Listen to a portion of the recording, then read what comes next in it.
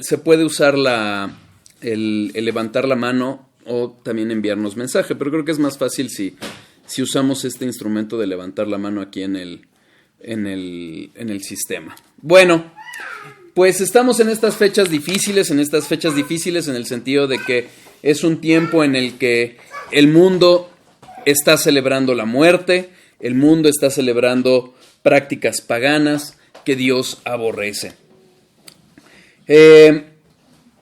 Vimos al hablar de la introducción de qué se tratan, cómo ha tenido un auge estos festejos, estos tiempos de adoración pagana.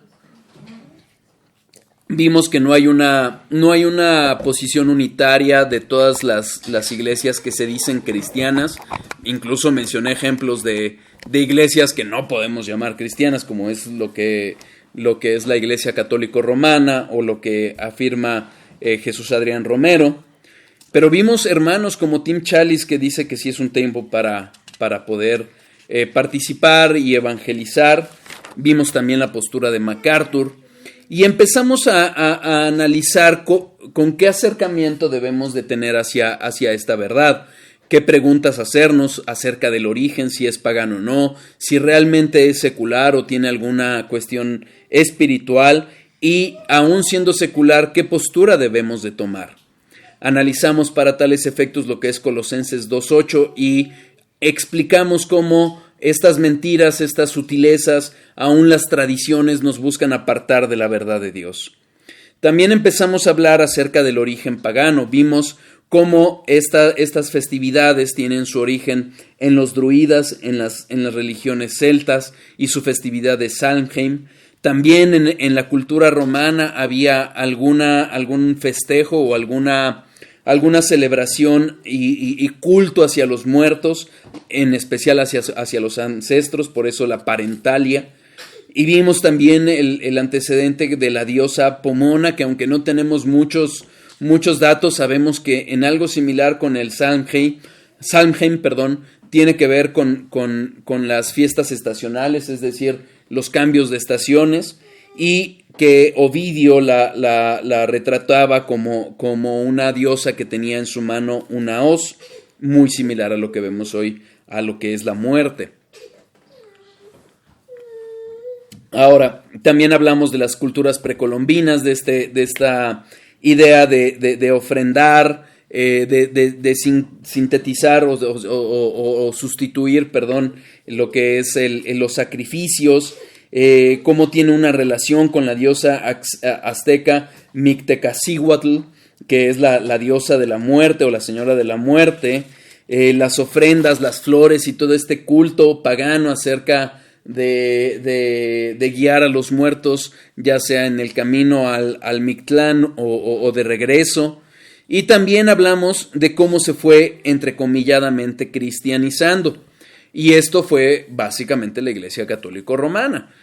Evidentemente no podemos hablar de una reforma hasta el siglo XVI, pero sabemos que estos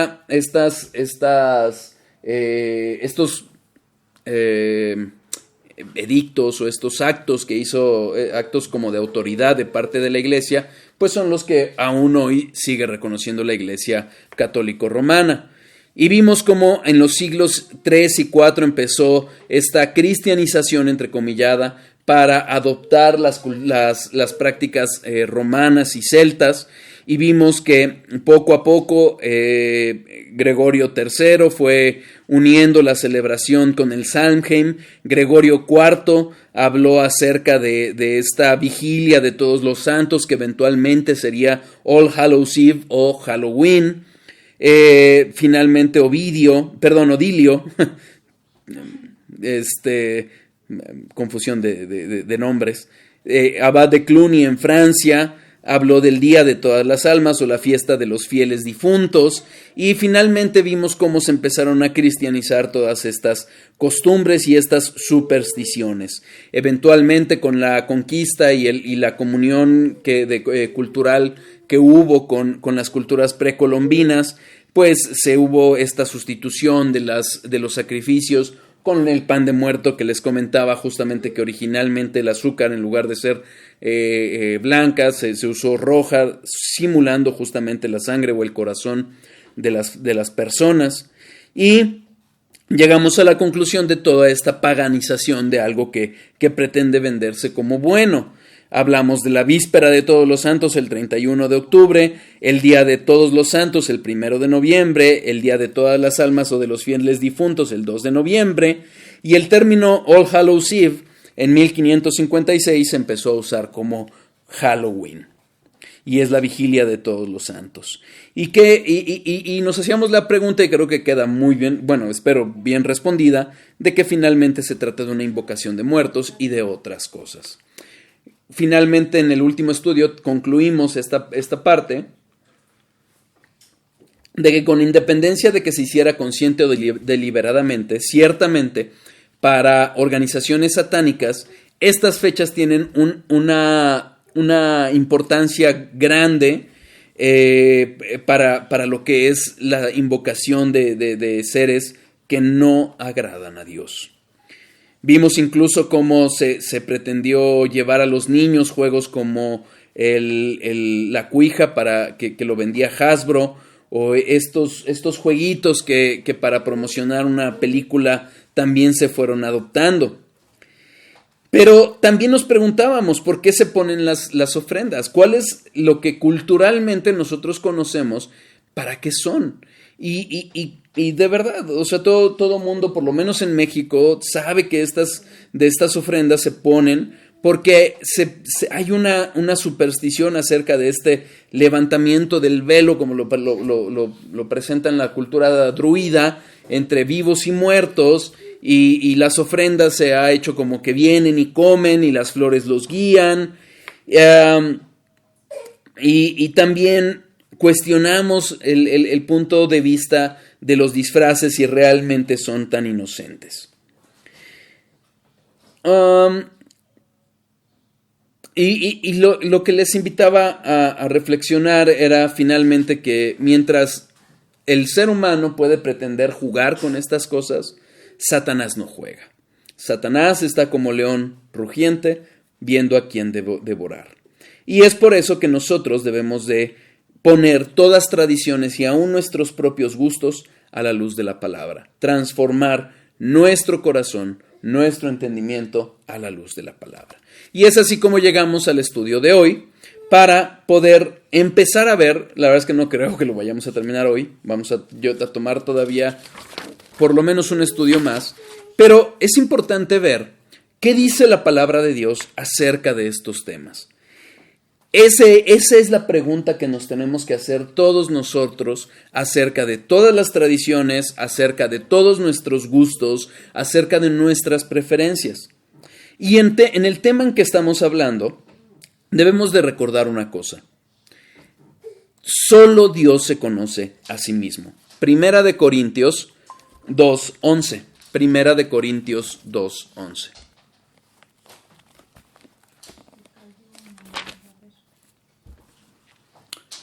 Porque ¿quién de los hombres sabe las cosas del hombre sino el espíritu del hombre que está en él? Así tampoco nadie conoció las cosas de Dios sino el espíritu de Dios. Para los que nos acompañan en el estudio que hemos hecho acerca del conocimiento de Dios, acerca de los atributos de Dios, hablando de la trascendencia, hablando de la omnisciencia, de la sabiduría de Dios, hemos hablado de la importancia de la revelación. Dios se humilló no solo, evidentemente, cuando se hizo hombre, Jesucristo, sino también hay una condescendencia de Dios cuando nos habla a través de su palabra. ¿Por qué? Porque de la infinita mente de Dios se baja a nuestro nivel para explicarnos quién es Él, cómo es Él, cuál es su carácter. ¿Por qué? Porque no lo vamos a conocer sino a través de la palabra de Dios. Sin duda su divinidad y su eterno poder, nos dice Pablo en Romanos, lo conocemos a través de la creación, pero ese conocimiento no es salvífico, no nos salva. Necesitamos su palabra para conocer o tener una idea más clara acerca de su carácter, de sus obras y de lo que demanda de nosotros. Es por ello que solo Él, es decir, solo Dios, define que sí y que no le es agradable y que sí y que no le es aceptable.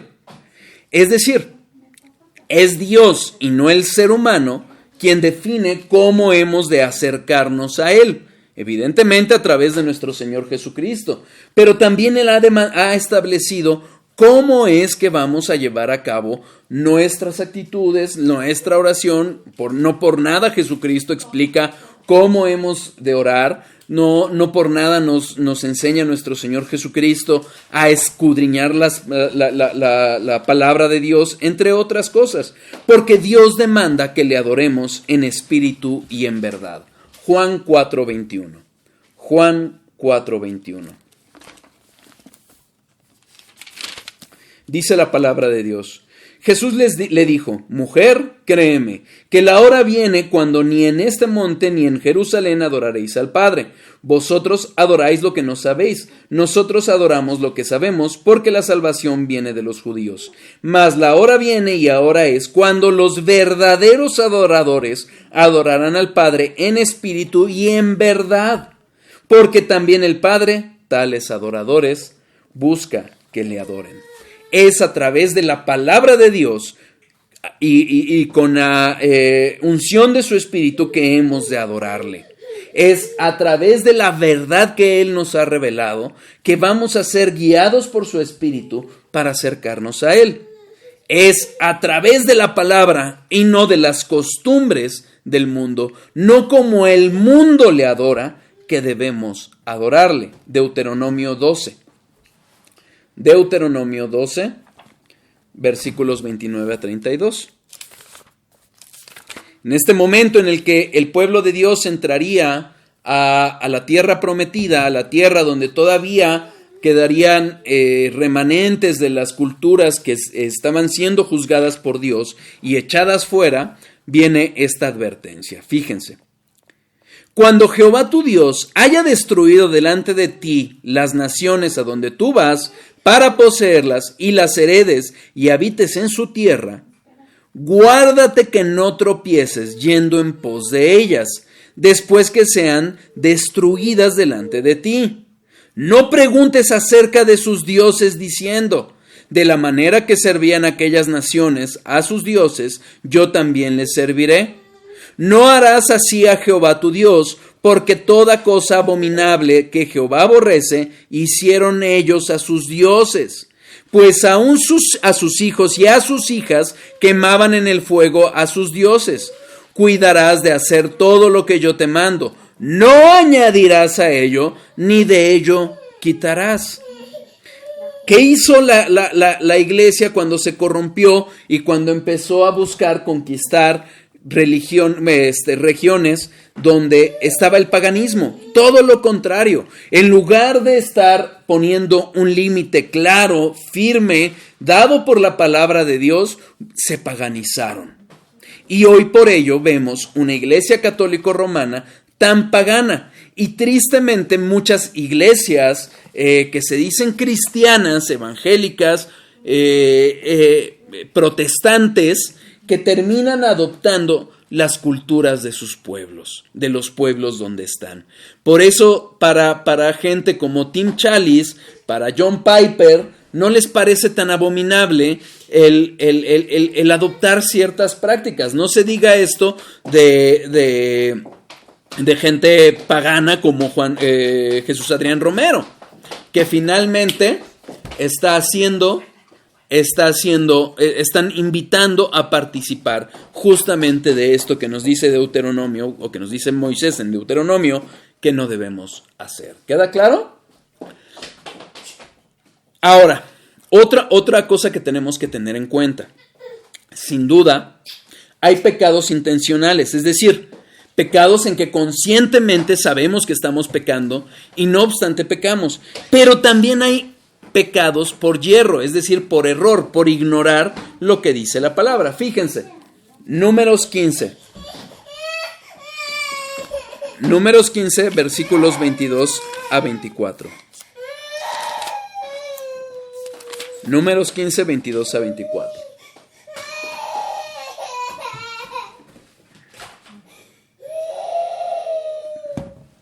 Dice la palabra de Dios: y cuando errareis y no hiciereis todos los mandamientos que Jehová ha dicho a Moisés, todas las cosas que Jehová os ha mandado por medio de Moisés desde el día que Jehová lo mandó y en adelante por vuestras edades, si el pecado fue hecho por yerro, con ignorancia de la congregación, toda la congregación ofrecerá un novillo por holocausto en olor grato a Jehová, con su ofrenda y su libación, conforme a la ley, y un macho cabrío en expiación. Fíjense, Dios sabe que somos pecadores, Dios conoce nuestro corazón, y también conoce que no lo sabemos todo. Entonces, a la hora de que estemos analizando este tipo de conductas y este tipo de tradiciones, o espero lo que hayamos visto hasta ahora, que nos esté mostrando cuán errados estábamos cuando estábamos en el mundo y teníamos prácticas que podremos decir, ay, bueno, no importa, no lo hice pensando que esto era satánico.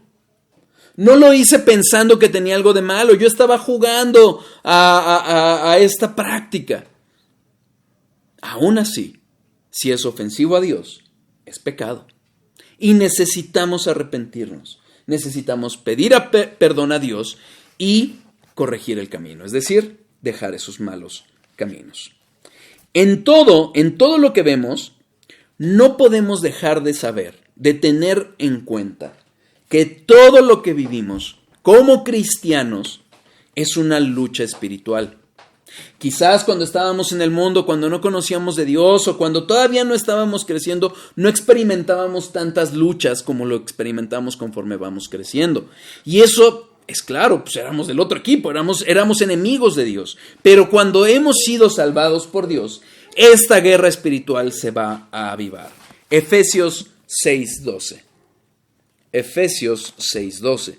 Dice la palabra de Dios: porque no tenemos lucha contra sangre y carne, sino contra principados, contra potestades, contra los gobernadores de las tinieblas de este siglo, contra huestes espirituales de maldad en las regiones celestiales. Más allá de lo que ven nuestros ojos, más allá de lo que percibimos, hay una guerra espiritual. Y esa guerra espiritual, como lo he dicho a lo largo del estudio de Palabra, Verdad y Vida, es primordialmente o empieza en la mente, en los argumentos, en los razonamientos, en el entendimiento que tenemos. ¿Por qué? Porque como creemos, como entendemos, vamos a creer, y como creemos, vamos a actuar. Todo ello es una guerra y debemos de tener cuidado. No hay casualidades en todas estas fiestas que se viven, estas fiestas paganas, ¿ok? ¿Qué es lo que vemos? Hemos visto acerca de todos estos antecedentes paganos y su mala vida, cristianización. Hemos visto que todo esto tiene que ver con lo oculto, con las tinieblas. ¿Qué son las tinieblas? MacArthur dice: tinieblas se refiere al infierno, al abismo y al dominio de Satanás.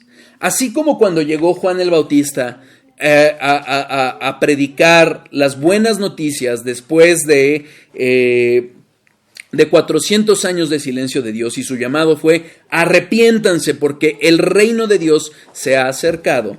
Y ese reino de Dios, o ese reino de los cielos, como lo narra Mateo, se refiere al dominio de Dios en los corazones primero y en las vidas de las personas, y eventualmente en toda la creación, cuando este reino de Dios se culmine con el regreso de Cristo.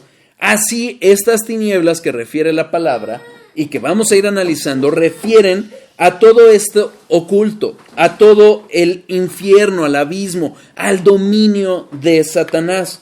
Fíjense, Mateo 12, versículo 13. Mateo 12, versículo 13.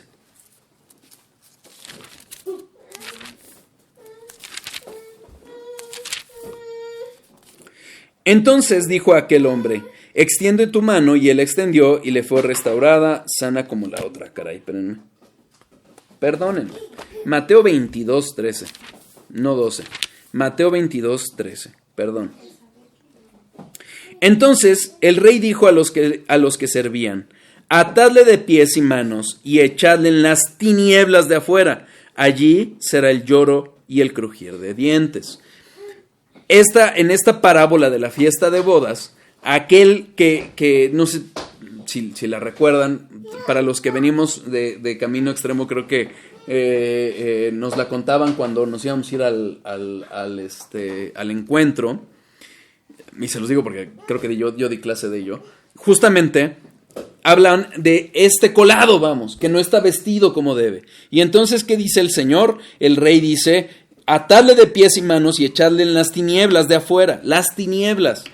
Allí será el lloro y crujir de dientes. El mismo Mateo, capítulo 25, versículo 30. Y al siervo inútil, echadle en las tinieblas de fuera, allí será el lloro y el crujir de dientes.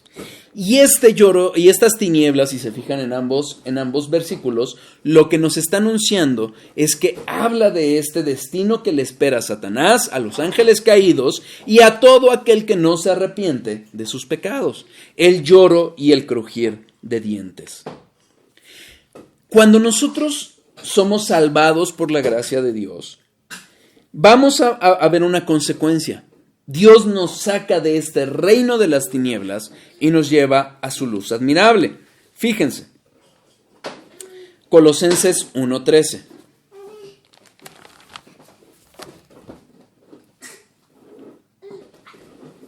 Colosenses 1:13.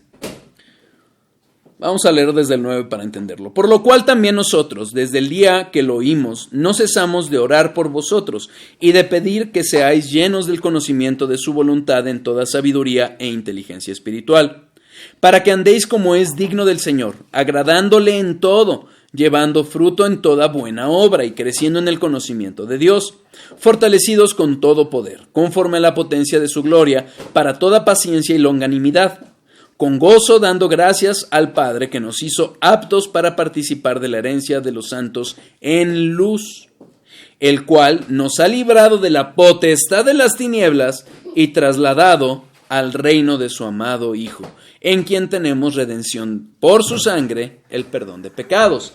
Entonces, vemos esta realidad.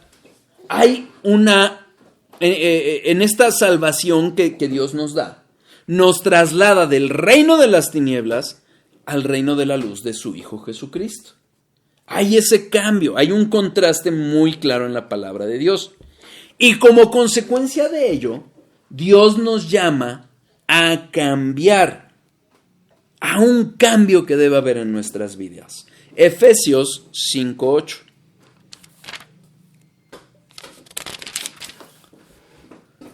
Porque en otro tiempo erais tinieblas, mas ahora sois luz en el Señor.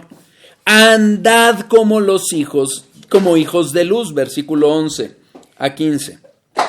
Y no participéis en las obras infructuosas de las tinieblas, sino más bien reprendedlas, porque vergonzoso es aún hablar de lo que ellos hacen en secreto. Mas todas las cosas, cuando son puestas en evidencia por la luz, son hechas manifiestas, porque la luz es lo que manifiesta todo. Por lo cual dice: despiértate tú que duermes, y levántate de los muertos, y te alumbrará Cristo. Mirad pues con diligencia cómo andéis, no como necios, sino como sabios. Esta luz que nos da la palabra de Dios y que nos muestra lo que a Dios le agrada y lo que a Él le desagrada, debe de ser lo que nos guíe, lo que nos ilumine para transformar esas tinieblas de donde andábamos para andar como hijos de luz. Reflexionemos en esto, fíjense. Primera de Tesalonicenses, capítulo 5.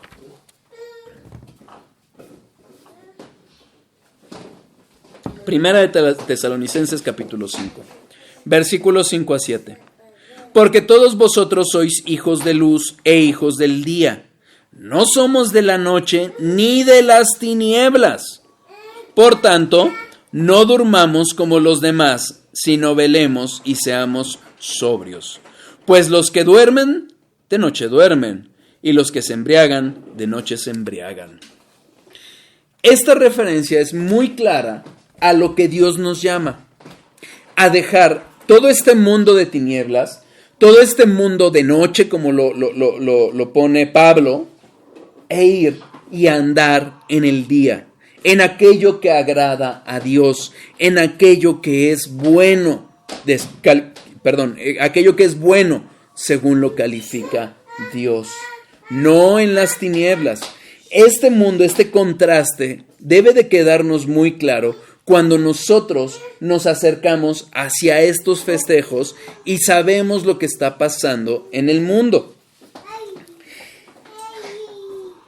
Se usa estas tinieblas, este término tinieblas, en un comparativo. Contrasta con la moral, la santidad y la verdad en Dios, según lo vimos. Hay una forma de andar según Dios y otra según las tinieblas. Hay una santidad, una luz que nos da la verdad y otra que son las mentiras, las tinieblas que nos engañan y que nos apartan de Dios. ¿Queda claro hasta aquí? Sí. Vine define tinieblas como algo emblemático, es decir, algo muy característico, algo que es la bandera del pecado y una condición de depravación moral o espiritual. Eso es lo que son las tinieblas. ¿Y cómo lo podemos ver? Lo podemos ver con más claridad en el arresto de Jesús. Acompáñenme, por favor, a Lucas 22:53. Lucas 22:53.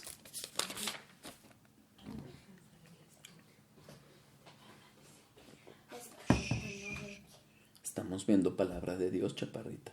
¿Ok? Lucas 22:53. No. Este versículo se encuentra en el arresto de Jesús. Jesús los confronta a sus adversarios y les dice: vienen a arrestarme aquí en la noche, en lo oculto. Yo estuve predicando en el día, en el templo, yo nunca me oculté. Fíjense, habiendo estado con vosotros cada día en el templo, no extendisteis las manos contra mí, mas esta es vuestra hora y la potestad de las tinieblas. Este momento del arresto de Jesús, Jesús lo califica como la hora de ellos, la potestad de las tinieblas. Pero ¿por qué la potestad de las tinieblas? ¿Por qué era el momento en el que iban a apresar a Jesús, que se califica como ese momento en el que las tinieblas iban a tener poder? Porque estas tinieblas, este contraste, es algo muy claro de quienes desprecian a Jesús y desprecian su evangelio. Acompáñenme a Juan 3. Juan 3, versículos 20 y 21.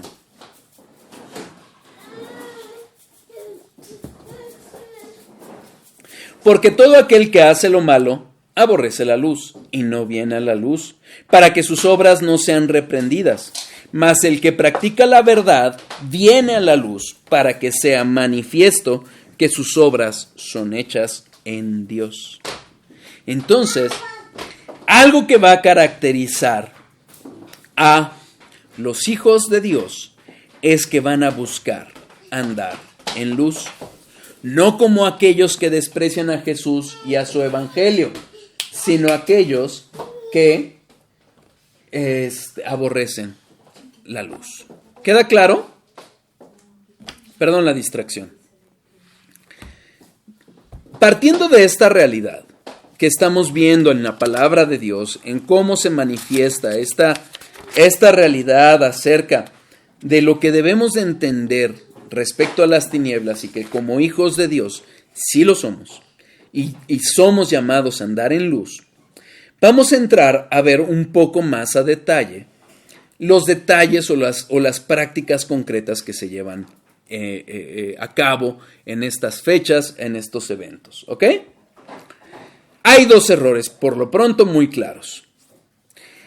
Algo que la Iglesia Católica Romana ha sostenido, sigue sosteniendo, y que quizás incluso para los que salimos por la gracia de Dios de ahí, nos pudo haber costado entender, o mejor dicho, aceptar, es que tanto orar a las almas en el purgatorio como pensar que los muertos regresan son errores. Hebreos 9:27. Hebreos 9:27.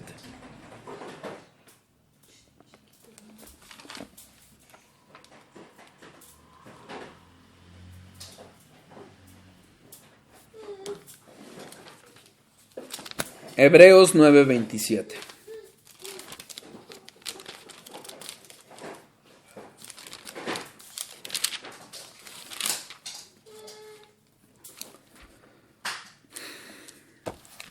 Hablando del sacrificio perfecto de Jesucristo, el único que era necesario, es decir, una sola vez, afirma esto el autor de la epístola de los Hebreos. Y de la manera que está establecido para los hombres, que mueran una sola vez y después de esto el juicio. Después de la muerte viene el juicio. Ya no hay contacto con el mundo viviente, no hay purgatorio. Hay un juicio claro en el que se va a determinar si vamos a la presencia de Dios en el cielo o nuestro destino será el infierno. Hay un juicio a los creyentes, hay un juicio de creyentes y hay un juicio de incrédulos. Fíjense, 2 Corintios 5:10.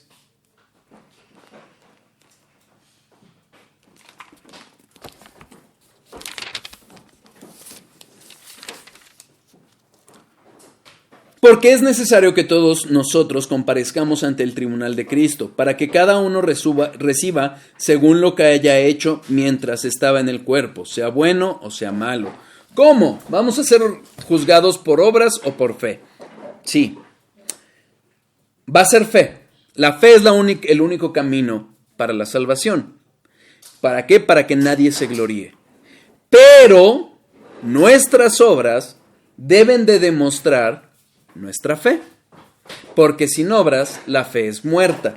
Si no hay un cambio evidente en nuestra vida, muy probablemente no hemos creído. Si no ha cambiado nuestra relación con el pecado o con la palabra de Dios, probablemente no hemos creído. Entonces queda claro, hay un juicio. Hay un juicio en el que nuestras obras van a ser evaluadas en el sentido de decir, ¿realmente creíste? Acuérdense, cuando Jesús pone de un lado a las ovejas y del otro lado a los cabritos. ¿Por qué? Porque las ovejas asistieron a los pobres, porque las ovejas le dieron de beber cuando tenía sed, le dieron de comer cuando tenía hambre, lo visitaron cuando estaba enfermo y los otros no. ¿Por qué? Porque son evidencias de la salvación, no requisitos para ser salvo, evidencias. ¿Qué pasa con los impíos o con los incrédulos? También va a haber un juicio. Apocalipsis 20, versículo 15. De versículo 11 al 15. Apocalipsis 20, versículos 11 y 15. Perdón, es que tengo que hablar fuerte para poder, para que me oigan.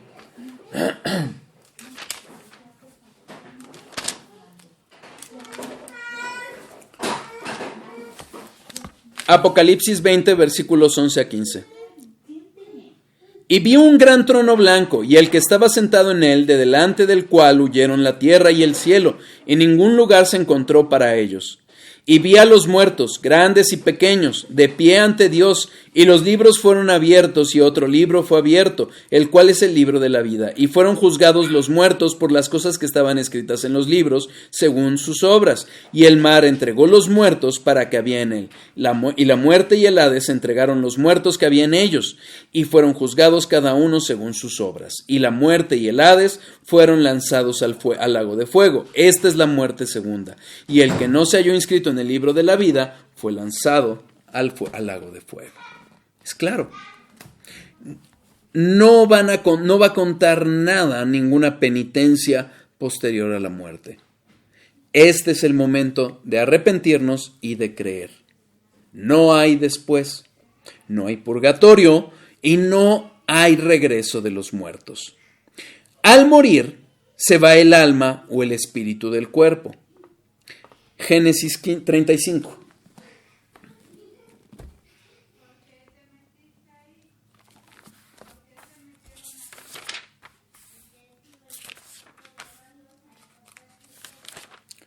Génesis 35, 18.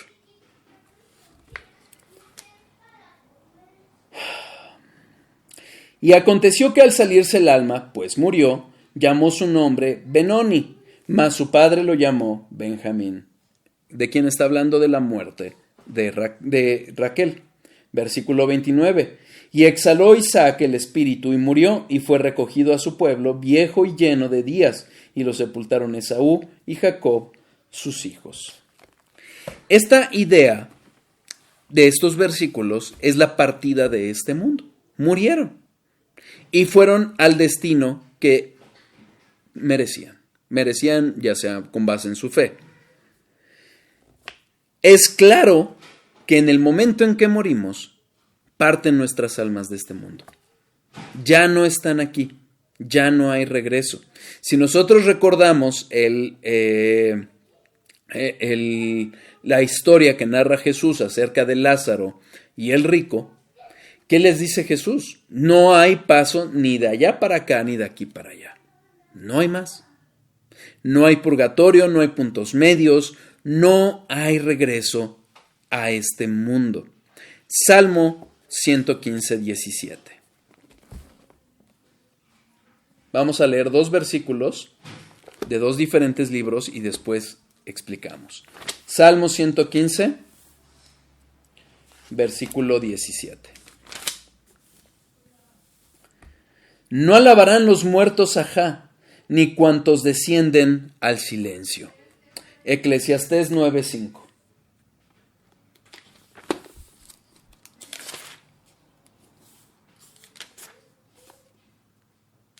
Porque los que viven saben que han de morir, pero los muertos nada saben, ni tienen más paga, porque su memoria es puesta en el olvido.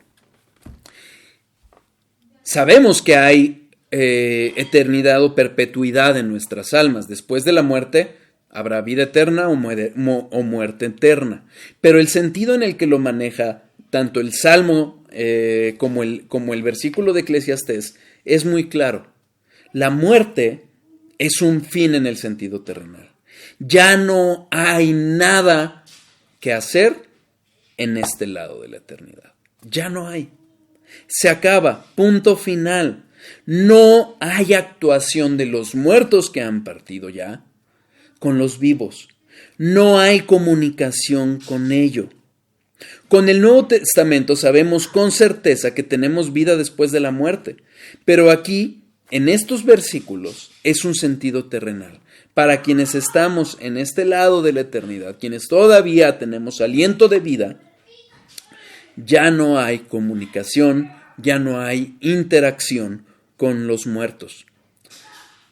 Algún pariente mío cercano, muy cercano mío, le molestaba esta idea, porque me decía, es que ya no me vas a visitar cuando me muera. Pues es que no hay a quién visitar. Yo conozco cristianos que visitan tumbas y hacen un recordatorio, pero una cosa es recordar cuando estaban en vida y otra muy diferente pensar que todavía hay vida en esos cuerpos, en esas tumbas y que ellos están conscientes de que los estamos visitando. Eso no es bíblico. No existe tal cosa. ¿Queda claro? Ahora, si la Biblia nos enseña con esta claridad, que espero que nos esté enseñando, que no regresan los muertos, ¿quién lo hace? ¿A quién se ofrecen entonces estas ofrendas, ¿cómo le llaman? Estas novenarias, estas flores de cempasúchil que están por todos lados en la Ciudad de México? ¿A quién se ofrece? Primera de Corintios 10. Primera de Corintios 10.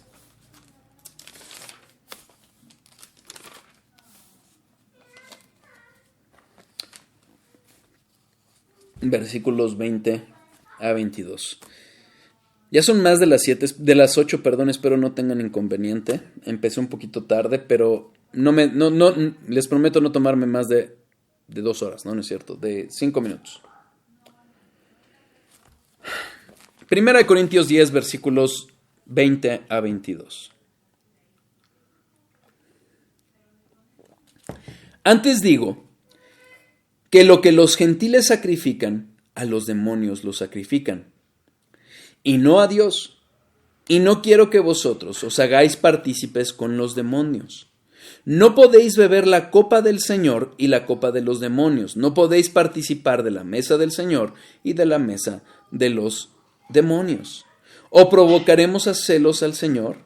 ¿Somos más fuertes que Él? Pablo les está llamando la atención a la iglesia de Corinto respecto a su idolatría.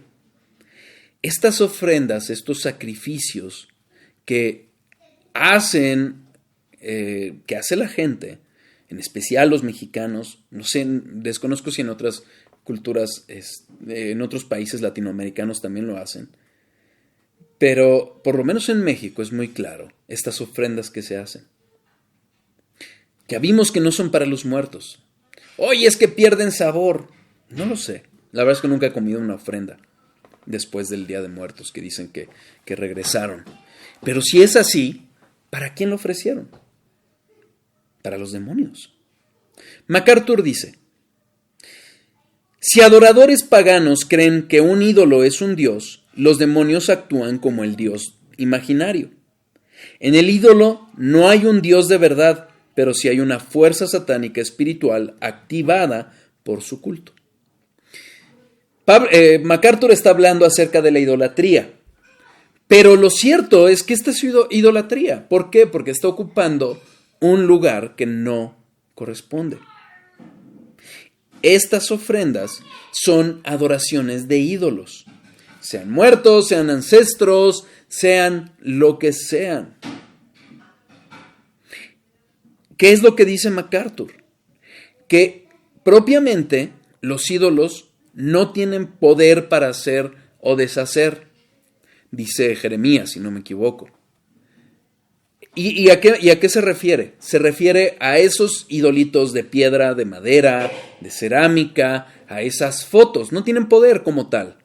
Pero como bien lo señala MacArthur, si bien no hay un Dios o un ser, o ese ser no es el que se dice adorar, lo cierto es que esa activación que se hace por ese culto, por esa adoración de parte de los seres humanos, activa alguna fuerza espiritual. ¿Cuál otra? Si es algo que Dios no ha ordenado, si es algo que Dios no aprueba. Una fuerza demoníaca, una fuerza satánica. Así de simple, sí, así de duro, así. ¿Queda claro? Aquí dejamos el estudio de hoy. Definitivamente, igual todavía nos vamos a aventar 2 estudios más. Espero que no tengan inconveniente. Para seguir analizando cómo ve la Biblia estas prácticas de Halloween, estas prácticas de días de muertos, por muy cristianizadas que se quieran vender. Voy a parar las grabaciones y tengo un anuncio.